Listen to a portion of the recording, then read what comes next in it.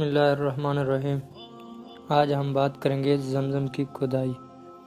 حضرت ابراہیم علیہ السلام کے بیٹے حضرت اسماعیل علیہ السلام کے 2 بیٹے تھے۔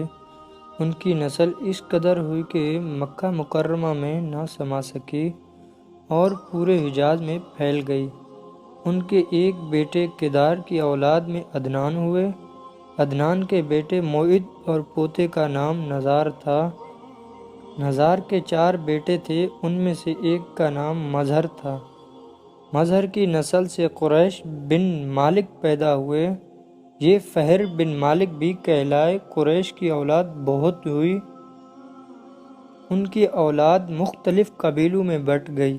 ان کی اولاد سے قسی نے اقتدار حاصل کیا۔ قسی کے آگے 3 بیٹے ہوئے، ان میں سے ایک عبد مناف تھے، جن کی اگلی نسل میں ہاشم پیدا ہوئے۔ ہاشم نے مدینہ کے ایک سردار کی لڑکی سے شادی کی۔ ان کے یہاں ایک لڑکا پیدا ہوا، اس کا نام شیبہ رکھا گیا۔ یہ پیدا ہی ہوا تھا کہ ہاشم کا انتقال ہو گیا۔ ان کے بھائی مطلب مکہ کے حاکم ہوئے۔ ہاشم کا بیٹا مدینہ منورہ میں پرورش پاتا رہا۔ جب مطلب کو معلوم ہو گیا کہ وہ جوان ہو گیا ہے تو بھتیجے کو لینے کے لیے خود مدینہ گئے۔ اسے لے کر مکہ مکرمہ پہنچتے پہنچتے تو لوگوں نے خیال کیا یہ نوجوان ان کا غلام ہے۔ مطلب نے لوگوں کو بتایا یہ ہاشم کا بیٹا اور میرا بھتیجا ہے۔ اس کے باوجود لوگوں نے اسے مطلب کا غلام ہی کہنا شروع کر دیا۔ اس طرح شیبہ کو عبد المطلب کہا جانے لگا۔ انہوں نے عبد المطلب کے یہاں ابو طالب، حمزہ، عباس، عبداللہ، ابو لہب، حارث، زبیر، زرار اور عبد الرحمن پیدا ہوئے۔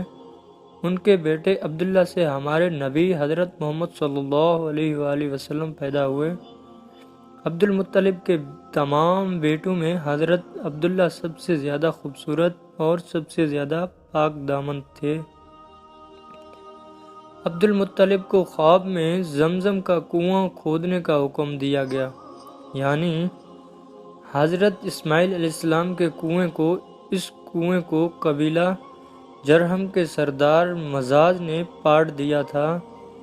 قبیلہ جرہم کے لوگ اس زمانے میں مکہ کے سردار تھے، بیت اللہ کے نگراں تھے۔ انہوں نے بیت اللہ کی بے حرمتی شروع کر دی۔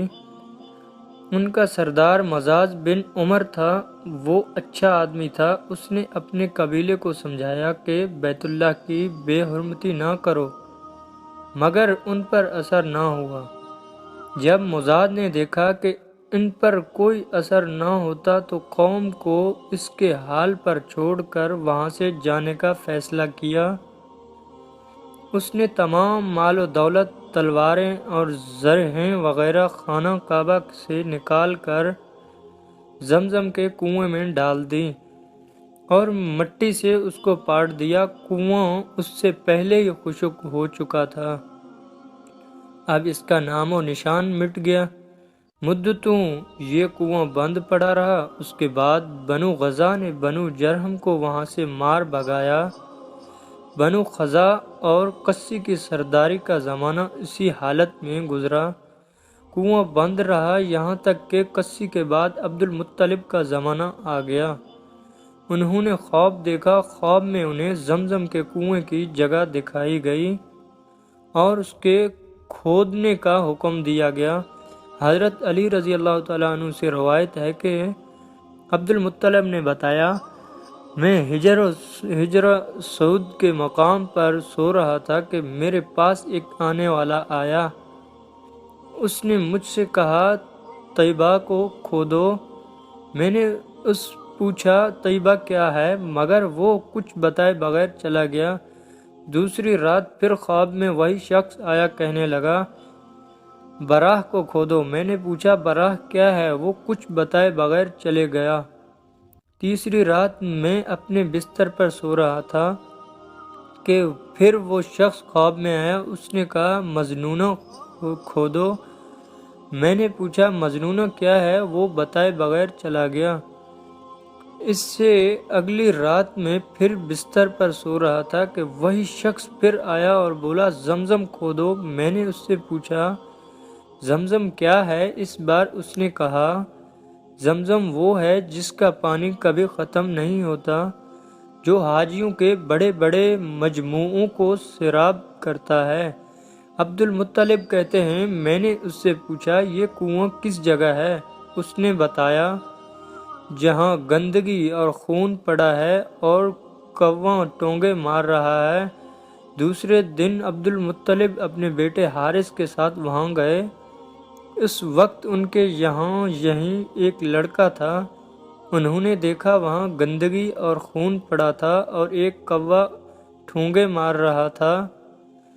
اس جگہ کے دونوں طرف بت موجود تھے اور یہ گندگی اور خون دراصل ان بتوں پر قربان کیے جانے والے جانوروں کا تھا۔ پوری نشانی مل گئی تو عبد المطلب کدال لے آئے اور کھدائی کے لیے تیار ہو گئے، لیکن اس وقت قریش وہاں آ پہنچے۔ انہوں نے کہا اللہ کی قسم ہم تمہیں یہاں کھدائی نہیں کرنے دیں گے، تم ہمارے ان دونوں بتوں کے درمیان کنواں کھودنا چاہتے ہو، یہاں ہم ان کے لیے قربانیاں کرتے ہیں۔ عبد المطلب نے ان کی بات سن کر اپنے بیٹے حارث کو کہا تم ان لوگوں کو میرے قریب نہ آنے دو، میں کھدائی کا کام کرتا رہوں گا، اسی لیے کہ مجھے جس کام کا حکم دیا گیا ہے میں اس کو ضرور پورا کروں گا۔ قریش نے جب دیکھا کہ وہ باز آنے والے نہیں تو رک گئے۔ آخر انہوں نے کھدائی شروع کر دی۔ جلد ہی کنویں کے آثار نظر آنے لگے۔ یہ دیکھ کر انہوں نے اللہ اکبر کا نعرہ لگایا اور پکار اٹھے یہ دیکھو یہ اسماعیل علیہ السلام کی تعمیر ہے۔ جب قریش نے یہ دیکھا کہ انہوں نے کنواں تلاش کر لیا تو ان کے پاس آ گئے اور کہنے لگے عبد المطلب اللہ کی قسم یہ ہمارے باپ اسماعیل علیہ السلام کا کنواں ہے اور اس پر ہمارا بھی حق ہے، اسی لیے ہم اس میں تمہارے شریک ہو کے۔ یہ سن کر عبد المطلب نے کہا میں تمہیں اس میں شریک نہیں کر سکتا، یہ مجھ اکیلے کا کام ہے۔ اس پر قریش نے کہا تب پھر اس معاملے میں ہم تم سے جھگڑا کریں گے۔ عبد المطلب بولے کسی سے فیصلہ کروا لو۔ انہوں نے بنو سعد ابن حزیم کی کہانوں سے فیصلہ کرانا منظور کیا۔ یہ کہنا ملک شام کے بلائیں علاقے میں رہتی تھی۔ آخر عبد المطلب اور دوسرے قریش اس کی طرف روانہ ہوئے۔ عبد المطلب کے ساتھ عبد مناف کے لوگوں کی ایک جماعت تھی، جبکہ دیگر قبائل قریش کی بھی ایک جماعت ساتھ تھی۔ اس زمانہ میں ملک حجاز اور شام کے درمیان ایک بیابان میدان تھا، وہاں کہیں پانی نہیں تھا۔ اس میدان میں ان کا پانی ختم ہو گیا، سب لوگ پیاس سے بے حال ہو گئے، یہاں تک کہ انہیں اپنی موت کا یقین ہو گیا۔ انہوں نے قریش کے دوسرے لوگوں سے پانی مانگا لیکن انہوں نے پانی دینے سے انکار کر دیا۔ اب انہوں نے ادھر ادھر پانی تلاش کرنے کا ارادہ کیا۔ عبد المطلب اٹھ کر اپنی سواری کے پاس آئے، جوں ہی ان کی سواری اٹھی اس کے پاؤں کے نیچے سے پانی کا چشمہ ابل پڑا۔ انہوں نے پانی کو دیکھ کر اللہ اکبر کا نعرہ لگایا، پھر عبد المطلب سواری سے اتر گئے۔ سب نے خوب سیر ہو کر پانی پیا اور اپنے مشکیزے بھر لیے۔ اب انہوں نے قریش کی دوسری جماعت سے کہا آؤ تم بھی سیر ہو کر پانی پی لو۔ اب وہ بھی آ گئے اور خوب پانی پیا۔ پانی پینے کے بعد وہ بولے اللہ کی قسم اے عبد المطلب یہ تو تمہارے حق میں فیصلہ ہو گیا، اب ہم زمزم کے بارے میں تم سے کبھی جھگڑا نہیں کریں گے۔ جس ذات نے تمہیں اس بیابان میں سیراب کر دیا وہی ذات تمہیں زمزم سے بھی سیراب کرے گا، اسی لیے یہیں سے واپس چلو۔ اسی طرح قریش نے جان لیا کہ اللہ تعالیٰ عبد المطلب پر مہربان ہیں، لہٰذا ان سے جھگڑنا بے سود ہے اور کاہنہ کے پاس جانے کا کوئی فائدہ نہیں۔ چنانچہ سب لوگ واپس لوٹے۔ واپس آ کر عبد المطلب نے پھر کنویں کی کھدائی شروع کی۔ ابھی تھوڑی سی کھدائی کی ہو گئی کہ مال و دولت، تلواریں اور زرہیں نکل آئی۔ اس میں سونا اور چاندی وغیرہ بھی تھی۔ یہ مال دولت دیکھ کر قریش کے لوگوں کو لالچ نے آ گھیرا۔ انہوں نے عبد المطلب سے کہا، عبد المطلب، اس میں ہمارا بھی حصہ ہے۔ ان کی بات سن کر عبد المطلب نے کہا، نہیں، اس میں تمہارا کوئی حصہ نہیں ہے، تمہیں انصاف کا طریقہ اختیار کرنا چاہیے۔ آؤ 500 کے تیروں سے قرعہ ڈالیں۔ انہوں نے ایسا کرنا منظور کر لیا۔ 2 تیر کعبے کے نام سے رکھے گئے، 2 عبد المطلب کے اور 2 قریش کے باقی لوگوں کے نام کے پانسا پھینکا گیا تو مال اور دولت کعبے کے نام نکلا۔ تلواریں اور زرہیں عبد المطلب کے نام اور قریشوں کے نام کے جو تیر تھے وہ کسی چیز پر نہ نکلے۔ اس طرح فیصلہ ہو گیا۔ عبد المطلب نے کعبے کے دروازے کو سونے سے سجا دیا۔ زمزم کی کھدائی سے پہلے عبد المطلب نے دعا مانگی تھی کہ اے اللہ، اس کی کھدائی کو مجھ پر آسان کر دے، میں اپنا ایک بیٹا تیرے راستے میں ذبح کروں گا۔